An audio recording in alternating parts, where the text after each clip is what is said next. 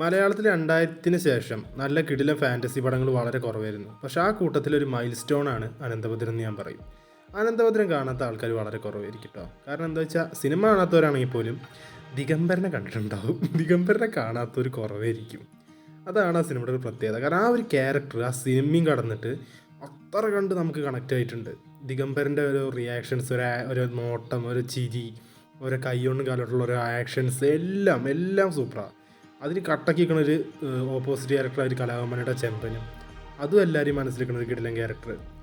സിനിമയെ പറ്റി പറയുകയാണെങ്കിൽ അനന്തഭദ്രൻ എന്ന് പറയുന്നത് നമ്മളെ അനന്തൻ, അതായത് ടൈറ്റിലുള്ള അനന്തഭദ്രൻ എന്നുള്ളതിൽ അനന്തനും ഭദ്രയുടെയും ഒരു ലവ് സ്റ്റോറിയാണ്. പക്ഷേ അവർ ജീവിക്കുന്ന സ്ഥലം ഈ ശിവപുരം എന്ന് പറഞ്ഞ സ്ഥലത്ത് ഒരു മന്ത്രവാദി ഉണ്ട്. അതാണ് നമ്മളെ ദിഗംബരൻ. ഈ ദിഗംബരൻ എന്തിനാണ് മന്ത്രവാദം ചെയ്യുന്നത്, എന്തിനാണ് ഇയാളെല്ലാവരും പേടിക്കുന്നത് എന്നുള്ളതൊക്കെയാണ് ഈ സിനിമയുടെ കഥ ഞാൻ പറയേണ്ട ആവശ്യമില്ല, കാരണം കാണാത്തൊരു വളരെ കുറവായിരിക്കും. എന്നാൽ പോലും സിനിമയെ പറ്റി പറയുമ്പോൾ അത് പറയാതിരിക്കാൻ പറ്റില്ലല്ലോ, അതുകൊണ്ട് പറയാം കേട്ടോ. ഇതിൽ ചില മൊമെൻറ്റ്സാണ്. കാരണം ഇയാളുടെ ഒരു ഹസ്തരേഖ, ആയുർരേഖയിൽ എന്തോ ഒരു സീനൊക്കെ എൻ്റെ വേറെ വൈബ് പരിപാടി.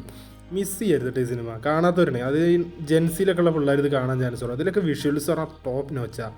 സന്തോഷ് ശിവൻ എന്ന് പറയുന്ന ഡയറക്ടറുടെ വിഷൻ എന്ന് പറയുന്നത് ഇതും ഉറുമിയാണെന്ന് ഞാൻ പറയും. കാരണം ആളോ അത്രയും കിട്ടിലിനായിട്ട് ഈ സിനിമ മേക്ക് ചെയ്ത് വെച്ചിരിക്കണേ.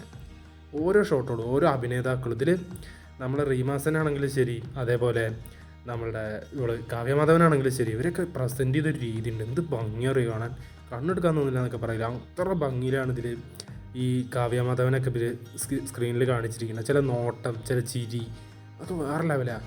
അതേപോലെ പൃഥ്വിരാജിൻ്റെ പെർഫോമൻസ്, ഗംഭീര പെർഫോമൻസ്.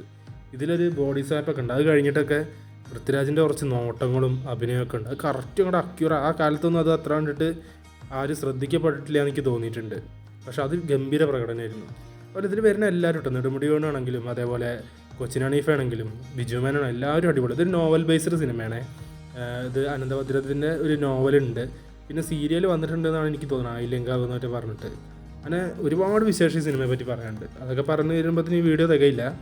കാണാത്തവരെന്തായാലും സിനിമ ഒന്ന് കണ്ടു നോക്കി. യൂട്യൂബിൽ വലിയൊരു ക്വാളിറ്റി ഇല്ലാത്ത ഫയലാണ്, എന്നാലും ഒന്ന് ട്രൈ ചെയ്ത് നോക്കി.